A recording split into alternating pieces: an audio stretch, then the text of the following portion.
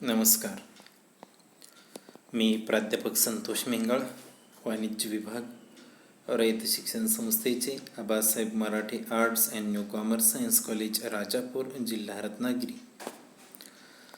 आज आपण तृतीय वर्ष वाणिज्य या वर्गाच्या श्रमकल्याण व प्रथा या विषयातील श्रमकल्याणाची ओळख या घटकावर चर्चा करणार आहोत.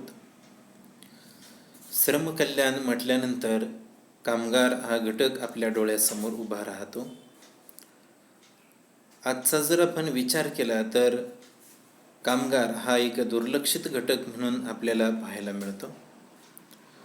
कामगार हा एक समाजातील महत्त्वाचा घटक आहे. कामगार संख्येने सुद्धा मोठा असल्याचे आपल्याला पाहायला मिळते. शिवाय उत्पादनामध्ये त्याचबरोबर आर्थिक प्रणालीमध्ये त्याचा सिंहाचा वाटा असलेला आपल्याला पाहायला मिळतो. कामगार वर्ग हा संघटित वर्ग नसून समाज धोरणावर आणि समाज रचनेवर आपला खोलपर्यंत ठसा उमटविणारा हा वर्ग आहे.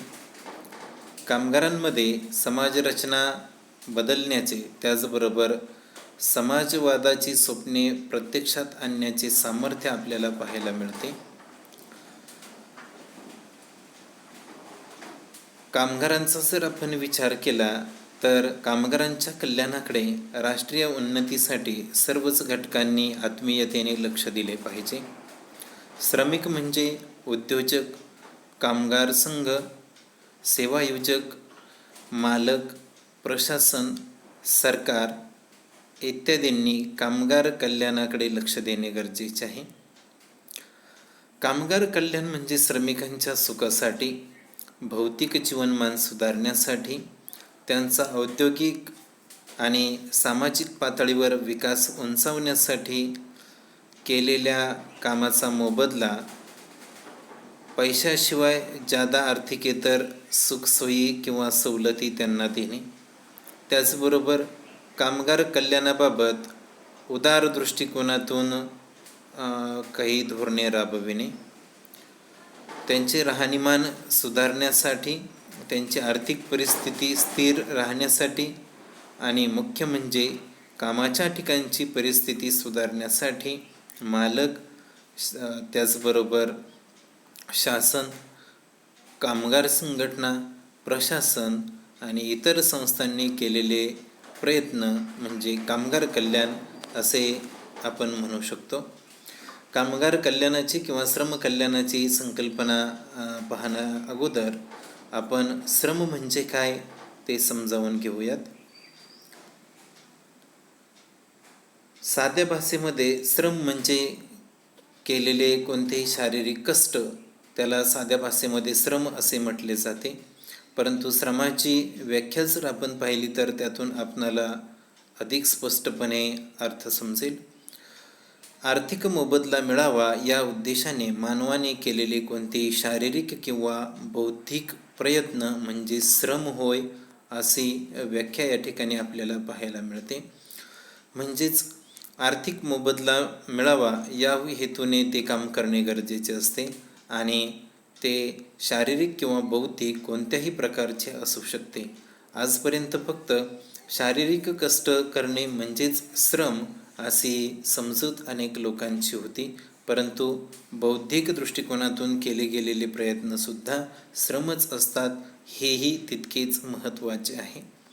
आजचा जर आपण विचार केला तर कामगार आणि मालक या दोनही संकल्पना एकमेकांच्या विरोधामध्ये असलेल्या आपल्याला पाहायला मिळतात. मुळात या प्राचीन संकल्पना आहेत. मालकांच्या संख्येच्या तुलनेत कामगारांची संख्या ही जास्त असलेली आपल्याला पाहायला मिळते. मालक आणि कामगार असे दोन वर्ग औद्योगिकीकरणामुळे निर्माण झालेले आहेत किंवा समाजाने ते निर्माण केलेले आहेत. श्रमकल्याण म्हणजे समाज कल्याण असाही एक दृष्टिकोन या कल्याणाकडे पाहताना येत असतो.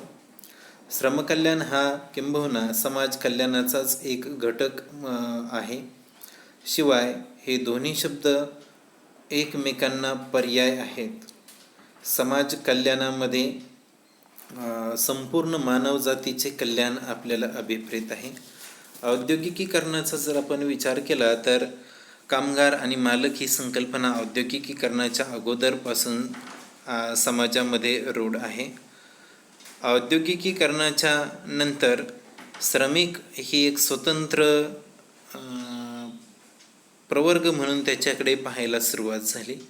परंतु औद्योगिकीकरणाच्या आधीसुद्धा श्रमिकांवरती वेगवेगळ्या स्वरूपामध्ये अन्याय झालेले आपल्याला पाहायला मिळतात. त्यामुळे श्रमिकांचा जो काही होणारी फसवणूक असेल, पिळवणूक असेल, ही पूर्वापार चालत आलेली आहे. मालक हे श्रमिकांना निर्जीव घटकाप्रमाणे वागणूक देत असतात. त्याचबरोबर जास्तीत जास्त नफा मिळविणे हे त्यांचे उद्दिष्ट असते आणि जास्त नफा मिळवण्यासाठी श्रमिकांकडून जास्त काम करून घेणे हे सुद्धा त्यांच्या दृष्टिकोनातून महत्त्वाचे आहे. तसं जर आपण विचार केला तर श्रमिकांच्या बाबतीमध्ये काम करणाऱ्या व्यक्ती किंवा काम करणाऱ्या तज्ज्ञांची उणीव या ठिकाणी जास्त आपल्याला भासते. किंबहुना श्रमिकांचा जर आपण कल्याणाचा जर विचार केला तर श्रमिकांच्या बाबतीमध्ये काम करण्यासाठी जास्त व्यक्ती किंवा संस्था तयार होत नाहीत. या सर्व परिस्थितीचा जर आपण विचार केला तर श्रमिकांची जास्तीत जास्त फसवणूक किंवा पिळवणूक होत असते. श्रमिक हा व्यवसायाचा कणा आहे. श्रमिकांशिवाय अपेक्षित ध्येय किंवा उद्दिष्ट साध्य होणार नाहीत हे आपणा सर्वांना माहिती आहे. श्रमिकांची कार्यक्षमता वाढवण्यासाठी आणि तो सुखी समाधानी ठेवणे गरजेचे आहे. श्रमिकांना जर मानसिक आणि शारीरिकदृष्ट्या निर्मळ वातावरण त्याचबरोबर खेळीमेळीचे वातावरण जर मिळाले तर तो प्रफुल्लित होऊन काम करण्यासाठी उत्सुक असतो, ज्यामध्ये श्रमकल्याण शक्तीमध्ये त्यामध्ये वाढ होत असते. परंतु श्रमकल्याणाचा आपण जर विचार केला तर श्रमकल्याण ही संकल्पना अस्तित्वात येण्यापूर्वी हे मूळतंत्रच आहे हे कुणाला समजलेलेच नव्हते आणि दुर्दैव ते आजसुद्धा पूर्णपणे लोकांना समजत नाही किंवा समाजातील इतर घटकांना त्याची पुरेशी जाणीव होत नाही. श्रमकल्याणाच्या बाबतीमध्ये जर आपण विचार केला तर रॉबर्ट ओव्हेन हे श्रमकल्याणाचे जनक म्हणून ओळखले जातात. श्रमिकांची होणारी जी काही फसवणूक आहे किंवा पिळवणूक आहे ती टाळण्यासाठी, श्रमिकांचं अस्तित्व संरक्षित करण्यासाठी, त्याचबरोबर त्यांचे हितसंबंध जोपासण्यासाठी, त्यांना ज्ञान मिळवून देण्यासाठी रॉबर्ट ओव्हेन यांनी पुढाकार घेतला आणि पुढाकार घेऊन श्रमकल्याण ही संकल्पना त्यांनी जगासमोर मांडली. त्याचे महत्त्वसुद्धा त्यांनी जगाला पटवून दिले. सुरुवातीच्या काळामध्ये त्यांच्या या संकल्पनेला विरोध झाला, परंतु हळूहळू ती संकल्पना समाजामध्ये रुजली आणि ही संकल्पना दृढ आणि विकसित झाली. म्हणून श्रमकल्याण जे आहे ते रॉबर्ट ओव्हेन यांच्या नावे ओळखले जाते किंवा रॉबर्ट ओव्हेन यांना श्रमकल्याणाचे जनक असे म्हटले जात असते.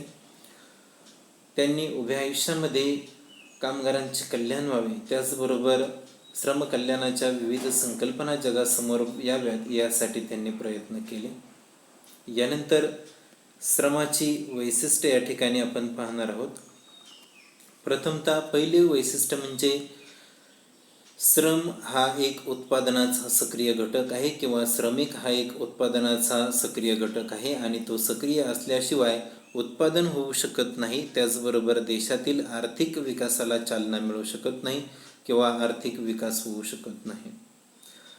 त्याचबरोबर श्रमिक हा एक अंगभूत घटक मानला जात असतो. तो नाशवंत घटक आहे, कारण श्रमिकाने जर श्रम केले नाही तर त्या दिवसापुरते किंवा त्या कालावधीचे त्याचे श्रम हे वाया जात असतात, त्याला कोणताही त्याचा मोबदला मिळत नाही. त्यानंतर श्रमामध्ये आपल्याला मर्यादित गतिशीलता पाहायला मिळते. श्रमिकांच्या बाबतीमध्ये सौदाशक्ती ही कमी मानली जात असते, कारण श्रमिक मिळेल त्या मोबदल्यावरती काम करण्यासाठी तयार असतो. जास्तीत जास्त मोबदला मिळावा किंवा वेतन मिळावे याच्या कोणत्याही जास्त वाटाघाटी करण्यामध्ये तो पडत नाही. त्यानंतर श्रमिकांची जी काही कार्यक्षमता आहे ती कार्यक्षमता अतिशय महत्त्वाची आहे. त्यांच्या कार्यक्षमतेनुसार त्यांना काम दिले गेले पाहिजे. त्याचबरोबर त्यांच्या कार्यक्षमतेनुसार त्यांना कामाचा मोबदलासुद्धा मिळणे गरजेचे आहे.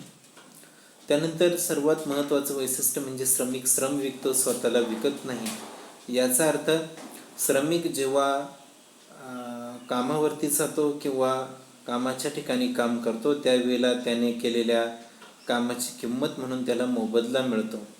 तो आपले श्रम विकत असतो, स्वतःला मात्र विकत नाही.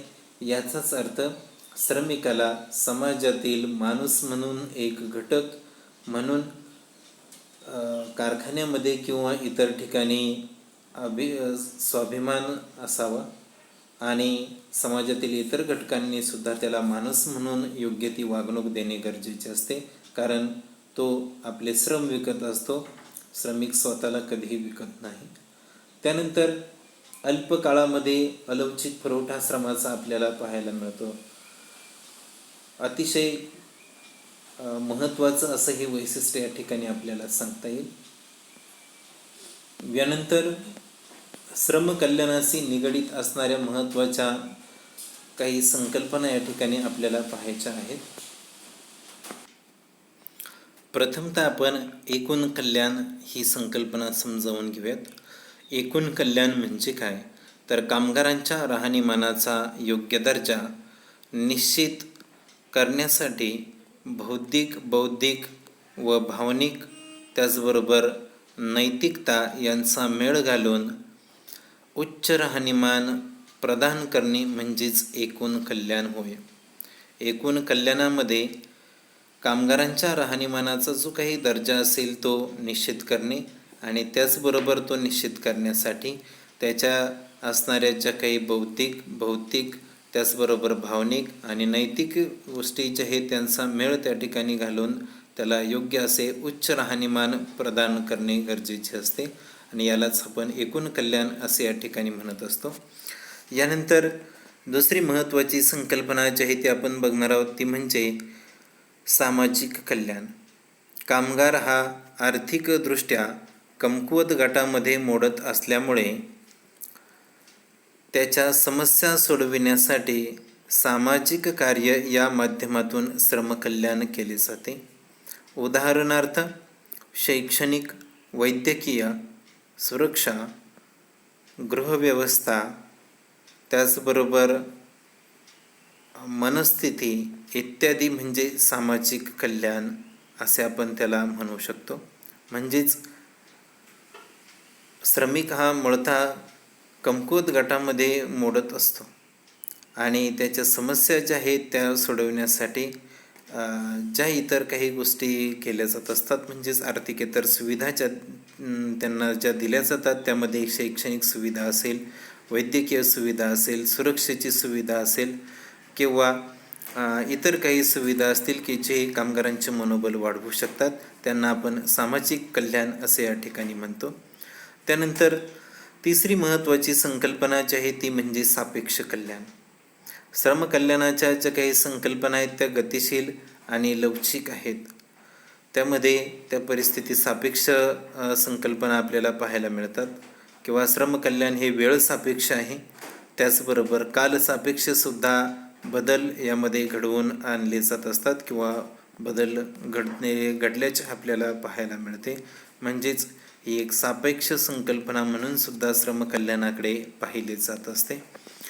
यानंतर श्रमकल्याण म्हणजे नेमके काय ते आपण व्याख्येद्वारे समजून घेऊयात.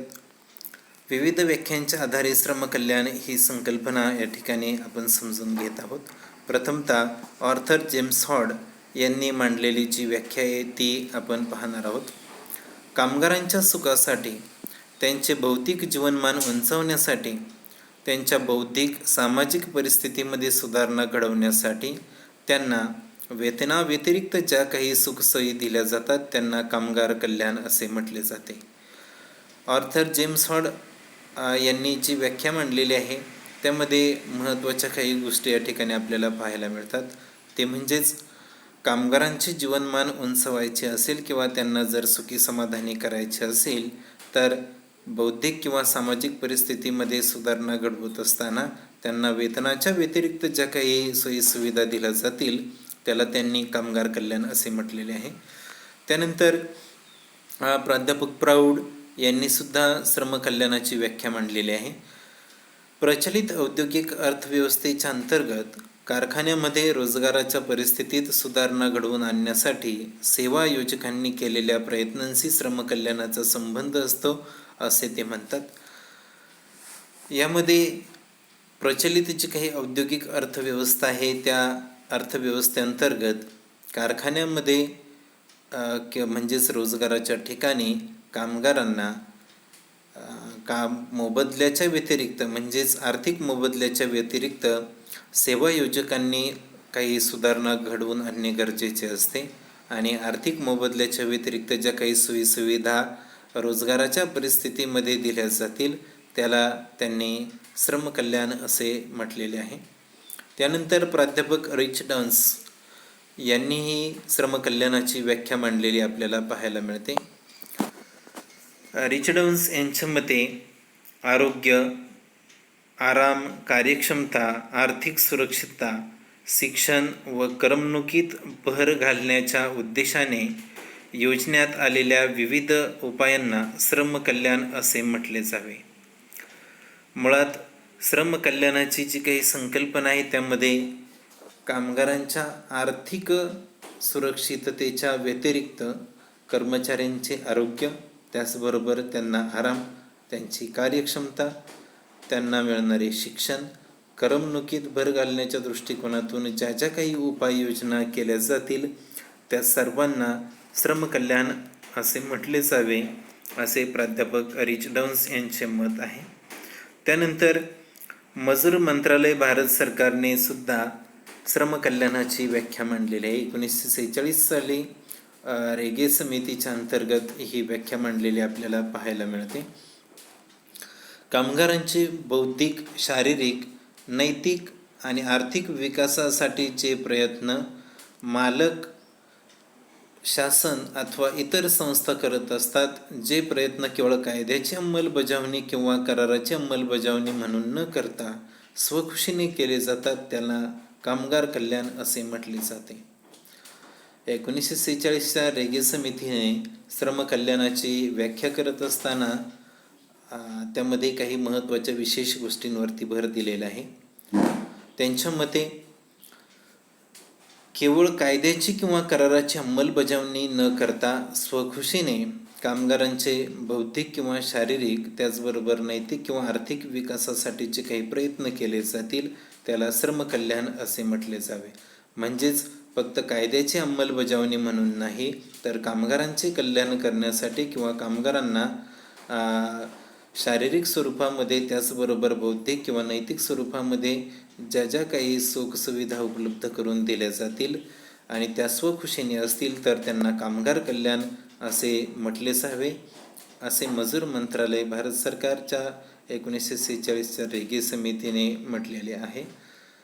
यानंतर श्रमकल्याणाची उद्दिष्टे आपण पाहणार आहोत. श्रमकल्याणाचे पहिले उद्दिष्ट म्हणजे श्रमिकांचे जीवन समृद्ध आणि समाधानी करणे.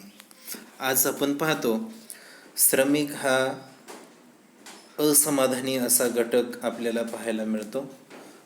त्याचबरोबर तो समाधानी नसतो कारण आर्थिक सेवांच्या व्यतिरिक्त इतर अनेक सेवा सुविधा त्याला मिळणे गरजेचे असते परंतु त्या मिळत नाही आणि ते मिळाले पाहिजे किंवा श्रमिक समाधानी राहायला पाहिजे आणि श्रमिकांचे जीवनसुद्धा समाजातील इतर घटकांप्रमाणे समृद्ध झाले पाहिजे.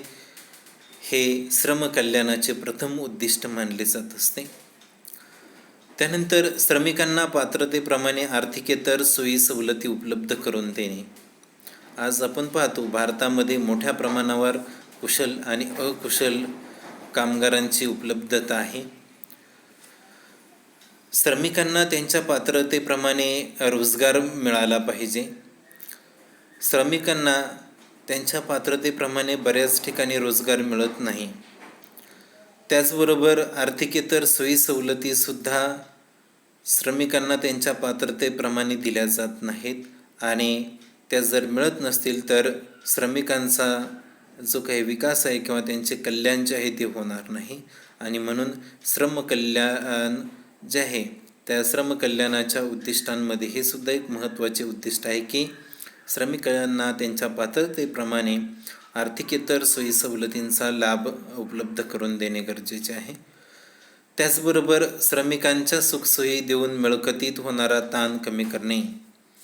श्रमिकांना आज आपण पाहतो की आर्थिक सुविधांच्या व्यतिरिक्त वेगवेगळ्या ताणातून सामोरे जावे लागत असते.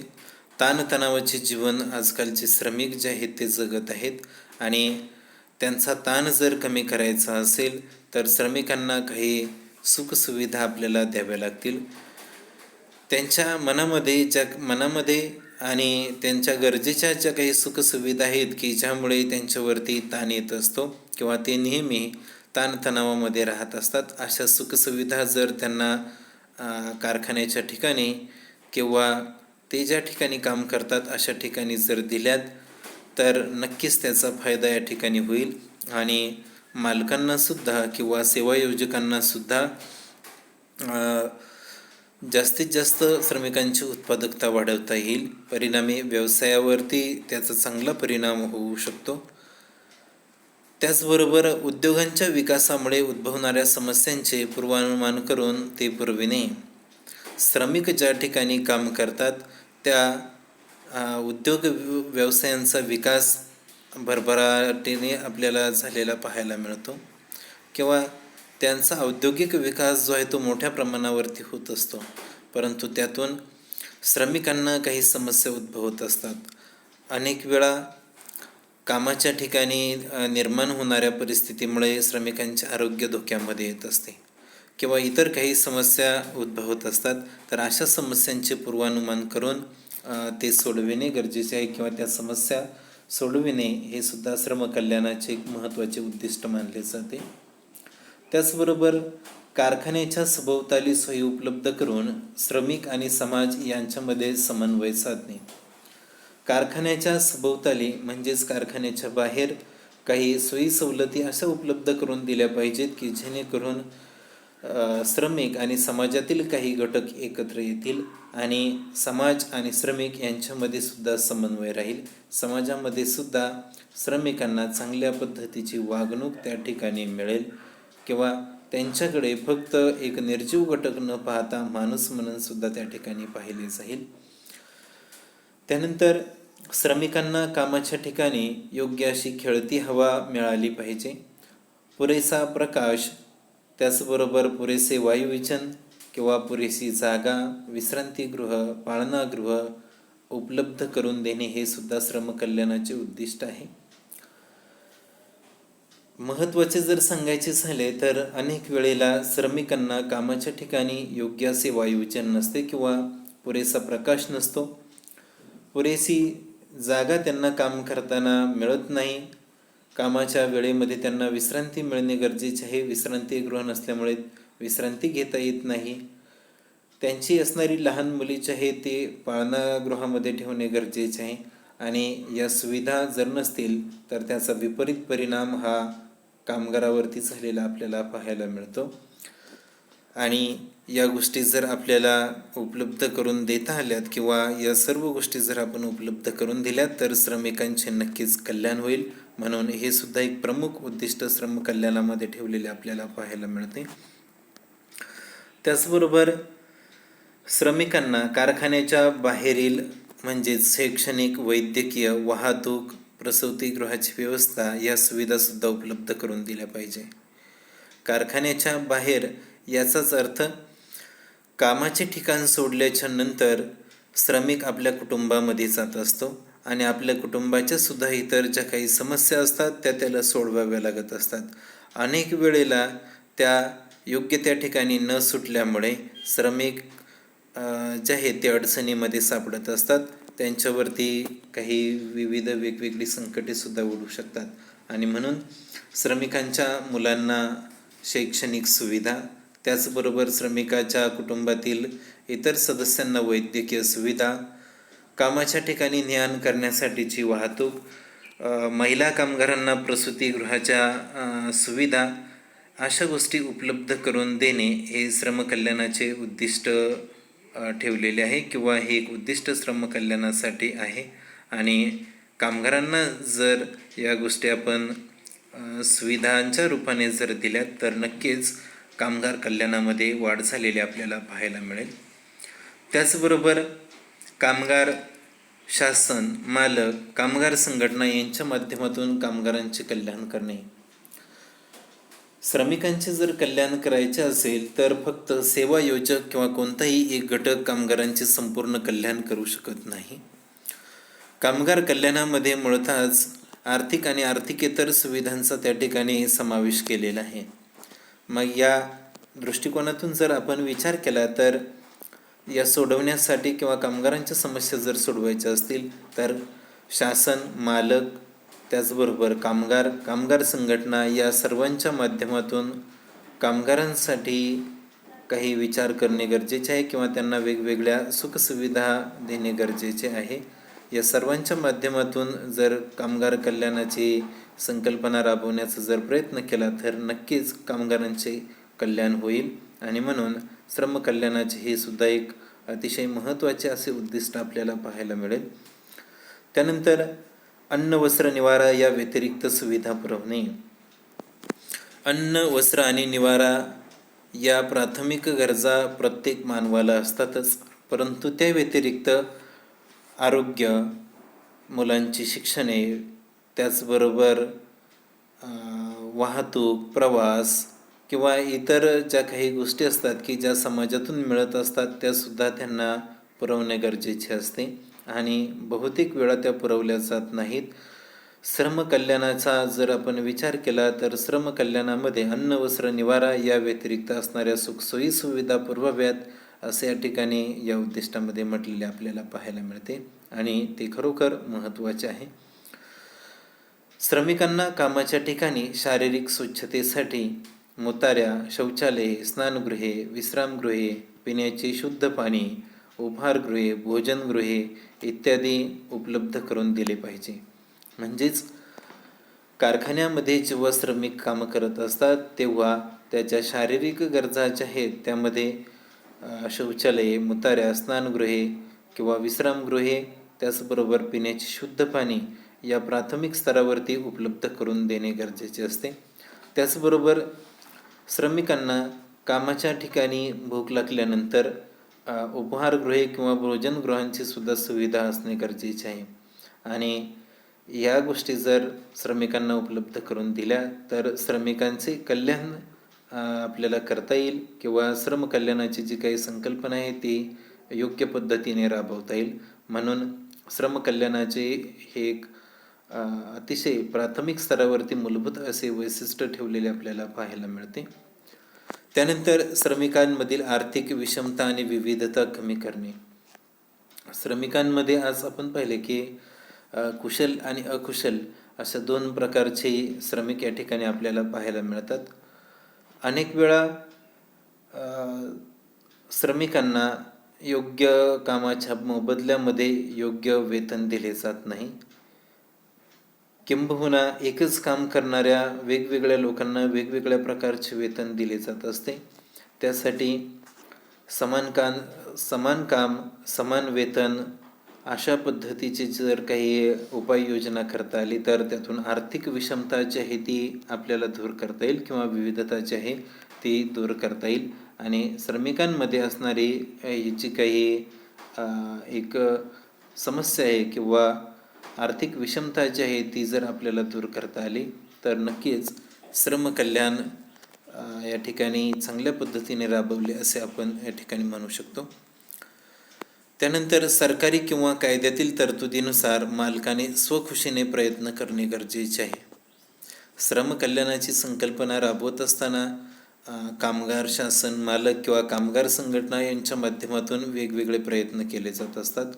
प्रत्यक्षामध्ये जर आपण विचार केला तर मालक जे आहेत ते मालक कामगारांना प्रत्यक्षामध्ये कोणत्याही प्रकारच्या सोयीसुविधा पूर्वीच्या काळामध्ये देत नव्हते आणि म्हणून या प्राथमिक सोयीसुविधा किंवा कामगारांना कामाच्या ठिकाणी आणि कामाच्या बाहेर गेल्यानंतर सुद्धा आवश्यक असलेल्या ज्या काही सुखसोयी आहेत त्या द्याव्यात, असे विविध कायदे तयार करण्यात आले.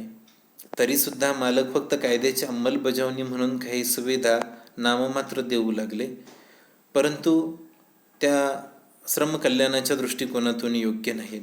श्रमिकांचे जर कल्याण करायचे असेल तर फक्त श्रमिकांना दिल्या जाणाऱ्या सुखसुविधा ज्या आहेत त्या कायद्याची अंमलबजावणी न करता किंवा कायद्यातील तरतुदी म्हणून त्याच्याकडे न पाहता कामगारांचा एक माणूस म्हणून त्या ठिकाणी किंवा श्रमकल्याण म्हणून त्या ठिकाणी विचार करणे गरजेचे आहे.